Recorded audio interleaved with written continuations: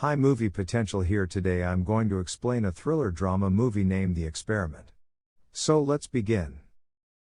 While working in a retirement home, Travis receives horrible news. He's been laid off because of budget cuts. The next day he attends an anti-war protest with a friend, who reminds him of all the test subject jobs he would take in college to earn some money.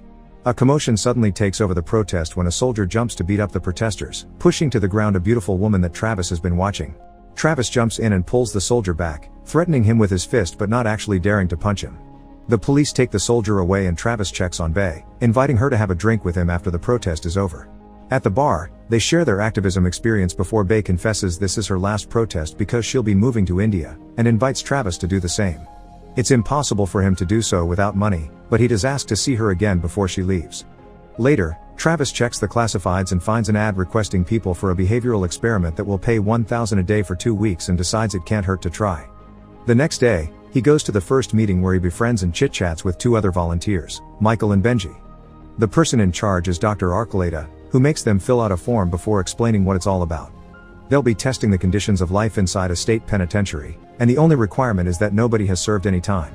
The participants will be safe at all times, but they must remember that some of the subjects will be deprived of their civil rights. Afterward, the doctor runs some tests to decide who will be the 26 chosen ones, including a recorded interview with morally charged questions. Travis replies he doesn't have a history of incarceration or violence, and his interest in religion is a simple no. He bases his ethical decisions on what he feels. Michael tells them about his time as a Boy Scout and in the drill team, also various church groups because he's devoted. Another volunteer called Chase says he's lived his life based on 3 things: women, pot, and smiles. After the interview is over, the volunteers are taken to a sealed room where they're shown a video of juxtaposed images including cute things like children and animals and more violent things like clips from the news. Sometime later, Travis goes to see Bae to spend their last time together. As she kisses his soft knuckles, she tells him she knows he wouldn't have hit the angry soldier at the protest. They also talk about India, and how Travis will find her there when the experiment is done. Travis is chosen for the final group, and when the day comes, a bus picks up all the chosen volunteers, which include the new friends Travis made during the meeting. On their way to the prison, they all think about their loved ones and the answers they gave about them during the experiment. Benji remembers a barista from his favorite cafe and answers in the interview that women are everything on God's green earth. Chase thinks of a random fling he wasn't exactly kind to, Michael thinks of his extremely controlling mother, and Travis thinks of the moment Bae gave him her bracelet.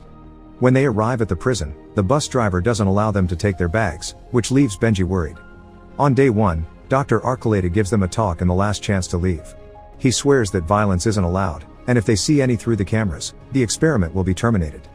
Michael, Chase, Basha, Helwig and 2 more volunteers are chosen as the 6 guards, while the other 20 will be prisoners.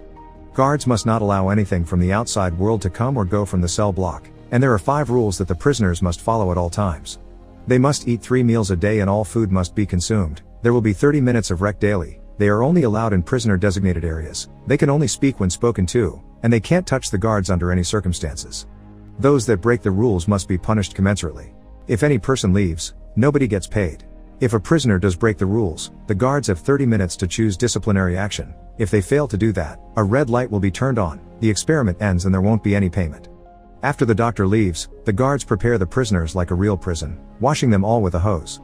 Basha shows pity for having to put them through this, but Chase is already having fun calling them names and humiliating a volunteer called Oscar. Afterward, prisoners are put in a line while the guards read the rules. From now on, inmates will be addressed only by their numbers. Travis ends up in a cell with Benji, who is a graphic novel artist, and Nix, a man who insists to be referred to by his number. A flashback of the interview shows why some of the volunteers have joined the experiment. Nix and another man simply mention the cash. Michael is doing it for his mother because she broke her hip and he needs to pay rent. Chase wants to impress women with the money, and Travis answers he wants to escape. During rec time, the prisoners are playing basketball and one of them accidentally hits Basha in the face with the ball. The guards take him away to look at his wound, and while Basha insists it's fine because it was an accident, Chase and Helwig insist this is broken Rule 5. Not wanting to risk the light turning on and losing the money, they all agree to punish the prisoners in a way that matches something supposedly accidental. So the man that threw the ball is asked to do 10 push-ups, which he refuses to do because it was an accident. In response, Chase makes everyone do the push-ups, and Nix immediately jumps into it, so the others have no choice but to follow his example. Michael is amazed by such a response and begins to enjoy the taste of power, especially when the 30 minutes pass and the light doesn't turn on, which means they did the right thing. On day 2, the prisoners are served a classic horrible prison lunch. Nix finishes it all before leaving, but the rest refuse to eat the weird bean goo, so Hellwig and Chase remind them that would break a rule. Travis responds by dropping his food on Hellwig's hands, so the guards try to punish them with push-ups again, but the prisoners ignore them and everybody starts throwing all their food and trays at Hellwig. Afterward, the guards discuss what happened. Chase is frustrated because the only reason the prisoners did that is that they know the guards can't beat them up. Michael suddenly remembers the time he was accepted into a fraternity, which had similar rules, and arrives at the conclusion that to break the prisoners' wills they have to humiliate them. As punishment, they decide to enter every cell and empty a bunch of fire extinguishers on the prisoners. Michael also drags Travis out and handcuffs him to the cell door so he'll have to sleep on the floor for being the instigator. Afterward, when Michael goes to the bathroom to wash out, he discovers his body enjoyed having power a little too much. In the middle of the night, Benji asks for help. He's having heat flashes because his blood sugar is low, but the guards just tell him to go back to bed. On day 3, Michael reminds everyone to play by the rules, but he gets angry when he notices Benji hasn't left the bed because he isn't feeling well. The guards check the file he filled out saying he's diabetic, but he regulates it with diet. He had brought some candy bars with him, but they didn't let him keep the bag when they arrived. The guards force him to leave the bed anyway, and Travis tries to defend his friend, causing Michael to get angrier and angrier when nothing he says manages to make Travis obey. The anger gets Michael to take out his police baton, but Travis reminds him that violence would make them lose the money. The guards cut in to stop Michael from doing anything stupid and send all the prisoners back to their cells. Nix and Travis have a little talk about the intentions behind the experiment, and Nix thinks they are throwing animals in a cage to see who becomes a lion and who survives. Travis doesn't agree because he thinks humans are higher on the evolutionary tree and confesses he knows Nix lied on his application and had been to prison before, a conclusion he reached when he noticed his Aryan tattoo. Nix makes him promise not to tell anyone and reminds him he should behave not to get into trouble, because these guys behave just like regular guards. This is why Nix always follows the rules without hesitation. He just wants his cash. Back in the office, the guards are having a chat too. Chase thinks the prisoners will revolt at any moment, and while Basha doesn't agree because it would cost them the money, Michael does think they should do something to scare them into submission. The guards take Travis out of his cell and tie him to a chair to shave his head while a drinking Michael gives him a speech about weakening the leader. Then, Michael asks him if there will be respect from now on, but Travis just insults him. Furious, Michael kicks the chair to make him fall, then proceeds to urinate on him, an action some guards like Basha disagree with but others decide to join. Because the light doesn't turn on, the guards assume their punishment has been approved. However, Basha is upset, and he tells his fellow guards that if something like this happens again, he'll leave the experiment, not caring if it costs everyone the money. After Travis returns to his cell, he watches Michael from afar and remembers the interview again. When asked what he would do if a loved one was severely harmed and the law fails to prosecute, he responded he didn't think in terms of justice, because justice was what starts wars based on an eye for an eye philosophy. On day 4, Travis hides some bread in his pockets during lunch that later he takes to Benji, who is still sick in bed. Benji admits he needs insulin and he lied on his application to be accepted, thinking he could control it with food and tough it out. Travis wants to tell the guards or the scientists, but Benji refuses, saying he needs to do this to stop feeling like a fraud.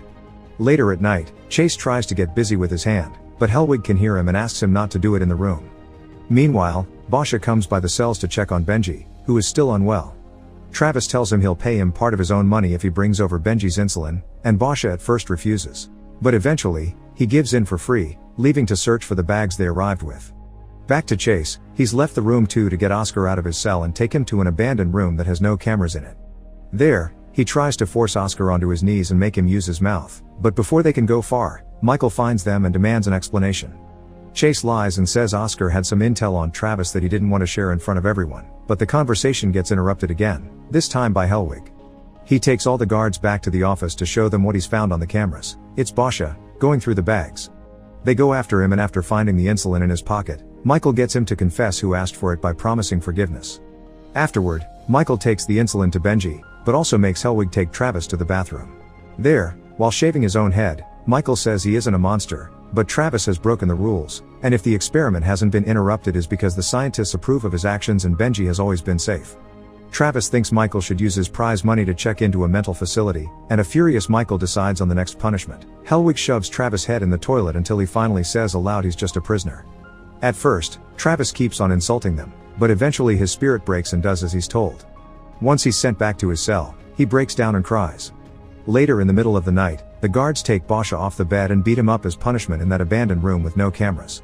On day 5, Benji is feeling better and joining the others in the daily routine, but Michael has another surprise for them. Basha will become a prisoner for breaking the rules.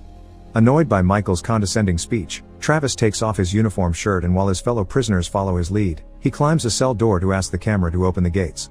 Michael drags him down and presses him to the floor with his baton on Travis' neck, so Benji tries to help by hitting Michael on the back of his head. Michael responds by hitting him hard with his baton, which leaves Benji twitching and bleeding on the floor. As punishment, Michael orders the guards to divide the prisoners up and isolate them so they can't communicate.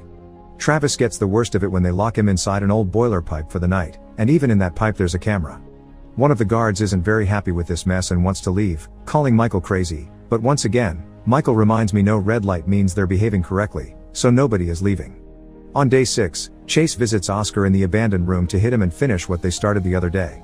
Meanwhile, Travis is starting to lose his mind, but he gets an idea when he remembers he still has his bracelet.